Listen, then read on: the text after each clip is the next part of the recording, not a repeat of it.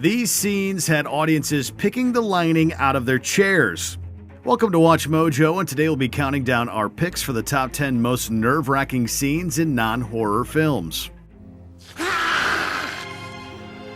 For this list, we'll be looking at movie moments outside the horror genre that kept your stomach in knots. Number 10. The Joker's Message, The Dark Knight.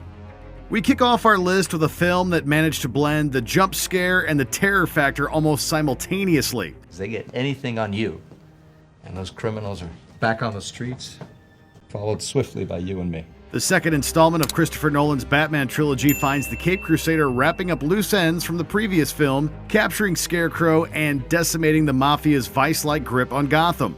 We're trying to help you. I don't need help. Not my diagnosis. What gives you the right? What's the difference between you and me? I'm not wearing hockey pads. That is, until a new threat surfaces. The Joker is introduced with a Heat-inspired heist and an infamous disappearing pencil. But he's like nothing Batman has faced. To ensure that's clear, he sends his message directly to the mayor via a vigilante's corpse. But before the shock wears off, we're treated to a video of the Joker playfully torturing his prey, complete with Heath Ledger's terrifying cackle. Oh, and every day he doesn't, people will die. Starting tonight.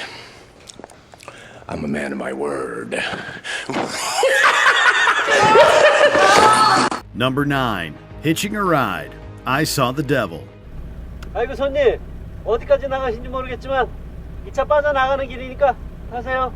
The struggling duality between cop and criminal has long been a popular avenue to explore. But few films take the law and order side of the equation to grittier levels than Kim Ji-woon's pulse-pounding thriller. When it comes to South Korean shockers, Old Boy gets the press, but I Saw the Devil manages to be meaner.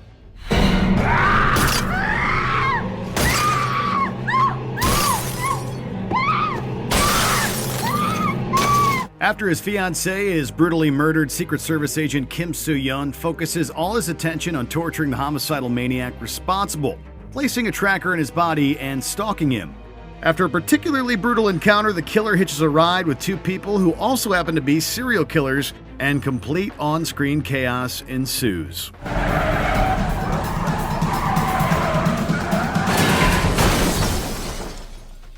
Number 8. Is this going to be our time? Winter's Bone. Get out of the truck, Teardrop. I need to talk to you. The quiet, independent thriller that launched Jennifer Lawrence's career also harbors an Oscar-nominated turn for beloved character actor John Hawkes. In the Ozark-drenched mystery, Lawrence and Hawkes quietly investigate the clandestine hillbilly meth community in the mountains in hopes of finding her father. But the tense search is stymied by both dealers and police, who ultimately confront Hawkes' character in an incredibly tense pullover. I know you. I know your family. Get out of the car now. The silence could prove to be deadly in this riveting scene, as we move between the clearly frightened cop outside the vehicle and the man with the rifle in his lap inside. Is this gonna be our time? Hawk's character basically gives the cop an ultimatum, and this cop makes the smartest choice he can. Number 7. Throwing Mama, Kiss of Death. Back after dinner sometime. Double-crossing squealers both here. In the annals of pop culture villains, few go as unsung as Richard Widmark's Tommy Udo. You know your performance is intense when Nicolas Cage is the only suitable replacement in the remake. My father says to take her home. But Widmark made a career out of playing low-life thugs and petty criminals desperate for a score. Udo is arguably Widmark's cruelest character. Fitting in perfectly with the cold, stark world of film noir, Udo is as unforgiving as they come, pushing the wheelchair-bound mother of a future victim down the stairs of an apartment complex.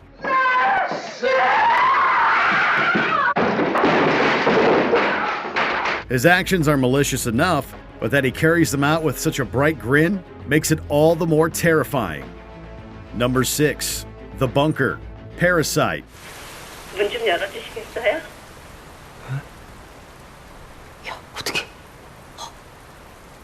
계획이 없던 건데?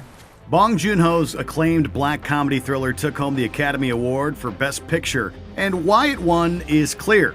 The film offers wry, tense insights into the inequality and class issues of South Korea that are incisive, funny, and panic-inducing. 어머, 안녕하세요.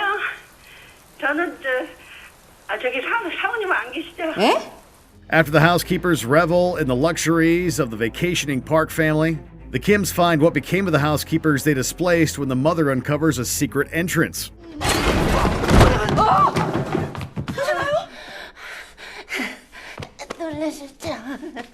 Sure enough, through that entrance is a sub-basement where the previous caretaker's husband has been hiding from loan sharks. It's only a matter of time before the three strata of classes turn to war within the comfort of the wealthy house.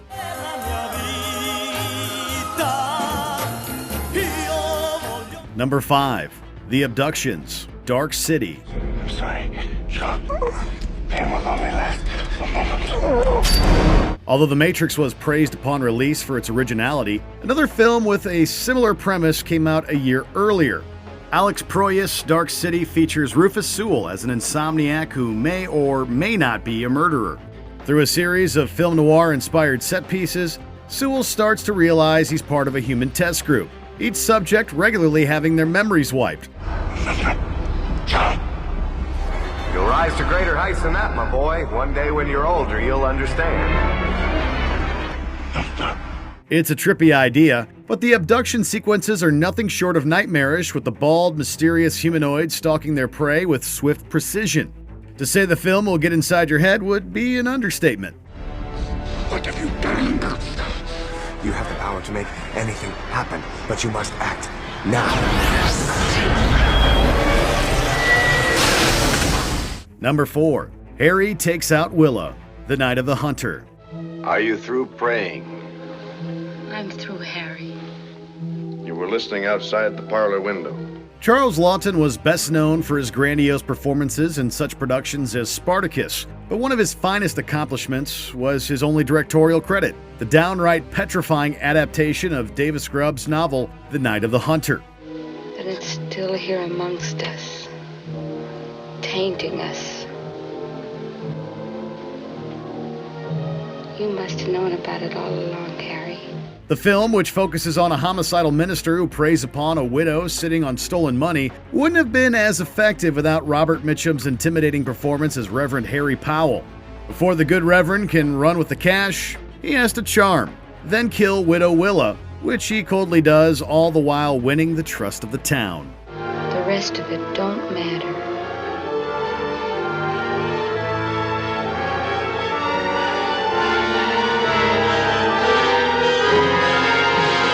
Number 3.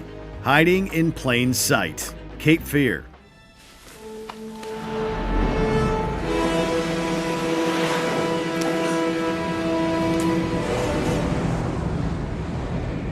It's only fitting that we'd follow up Night of the Hunter with Martin Scorsese's remake of Cape Fear. After all, Sideshow Bob channeled both the Reverend and Max Cady in a classic Simpsons episode. If you don't mind, we're trying to watch the movie. Hey, Vern, help me get my head out of this toilet.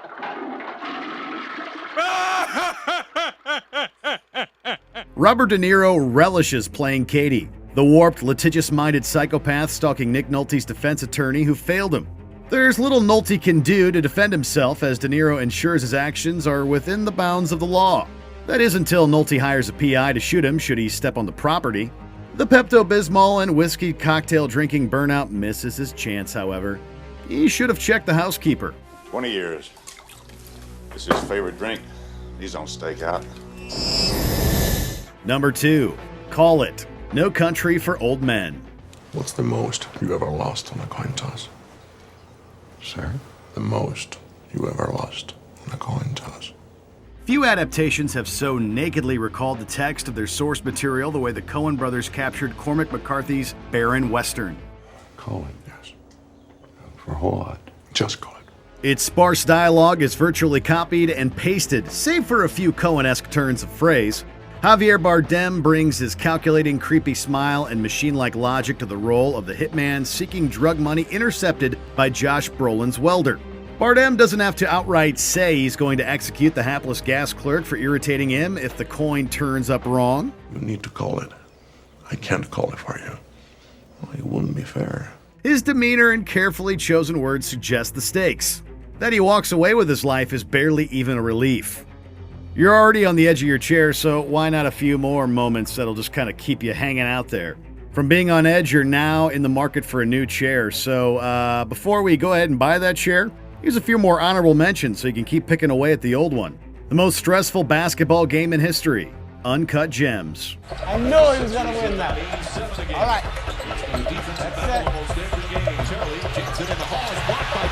One rebound. Boom. That's one. Carol gets confirmation she's allergic to the world. Safe. Just relax.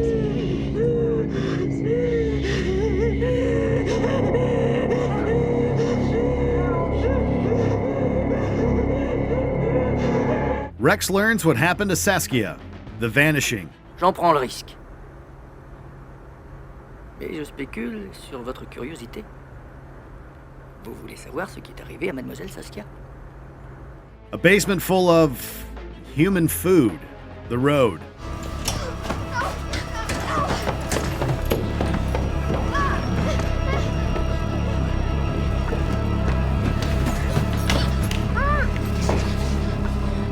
Patrick's Cult Home Invasion. Martha, Marcy, May, Marlene.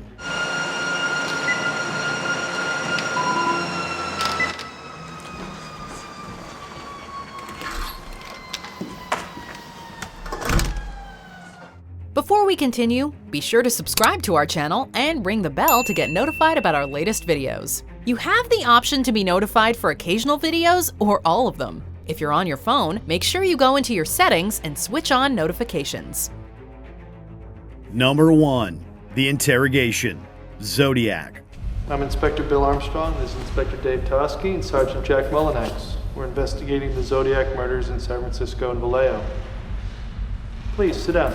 From the attacks at Lake Berryessa to the contested basement scene, David Fincher's Zodiac doesn't just explore one of the most curious unsolved serial murderers in modern history, but also the nature of obsession. Much of this comes to a head when Mark Ruffalo's detective interviews his favorite suspect, Arthur Lee Allen, who fits every crime perfectly. Where'd you get it? It's a Christmas gift from my mother 2 years ago. That's very sweet. John Carroll Lynch's performance is enough to leave you quivering. You can't write with both hands. My teachers tried to make me when I was a kid, but I couldn't. I'm left-handed. We may never know who the Zodiac killer really was, but Lynch's unnerving calm makes for one of the most chilling presences in all of cinema. He hunted the people for the challenge. And man is the most dangerous animal of all. That's the whole point of the story. Great book. Or at least that's what I told Phil. Do you agree with our picks? Check out this other recent clip from WatchMojo, and be sure to subscribe and ring the bell to be notified about our latest videos.